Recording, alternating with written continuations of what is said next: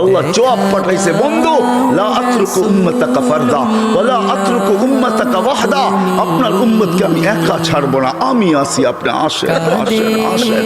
তখন বলছে জিবরিল মালাকুল মউত ইযান ইলা রাফিকিল আলা, হাত রাখো, আমি আল্লাহর কাছে যাইতে চাই। ও এইখানেই তো শেষ না, শুধু কিয়ামতের মাঠে চিৎকার দিবে না। জানি না আপনাদের দিল আছে কি নাই, এটা আমার জানা নাই। কবর থেকে যখন উঠবে, লম্বা হাদিস আমি টানতে চাইতেছি না, মালাকুল জিবরিল আমিন যখন পর মারবে, হুকুম হবে ইতি হাবিবি মাকামুল মাহমুদ, আমার বন্ধুকে মাকামে মাহমুদে নিয়ে আসো জিবরিল। উনি আসবে, পর মারবে আর বলবে কুম ইয়া হাবিবার রহমান, আল্লাহর বন্ধু ওঠেন। তখন আল্লাহর রাসূল কবর থেকে উঠবে, ওয়া হুয়া ইয়াবকি ওয়া ইয়াকুল, কাঁদতে কাঁদতে উঠবেন আর বলতে বলতে উঠবেন, চোখে থাকবে কান্না, মুখে থাকবে চিৎকার, জিবরিল আইনা উম্মতি, আমার উম্মত কোথায় বল, আমাকে তো উঠাইতে আসছো, আমার উম্মত কোথায় বলো।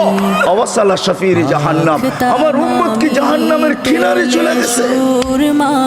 বলছে আয়েশা এর চেয়ে কঠিন চিত্র শুনতে চাস?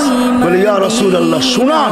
বলে ওয়াজি আবি জাহান্নাম, জাহান্নামকে যখন নিয়ে আসা হবে ৭০,০০০ শিকল লাগানো হবে, প্রত্যেকটা আংটার ভিতরে ৭০,০০০ ফেরেশতা ধরবে, তারপরও জাহান্নাম সবার হাতের থেকে ছুটবে আর কিয়ামতের মাঠের দিকে দৌড়াইতে থাকবে আর হুঙ্কার দিতে থাকবে।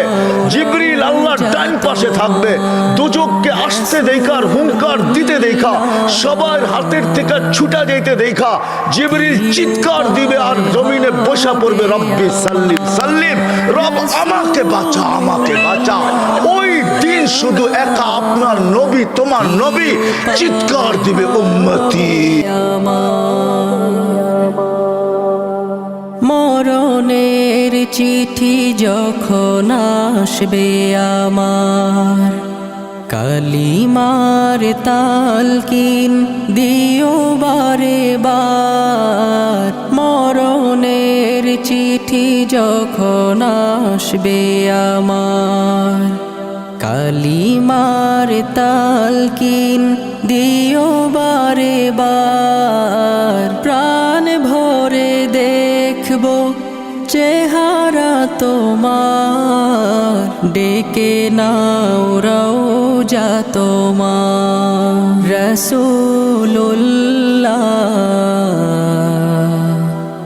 কি উপায় হবে আমার, রাসূল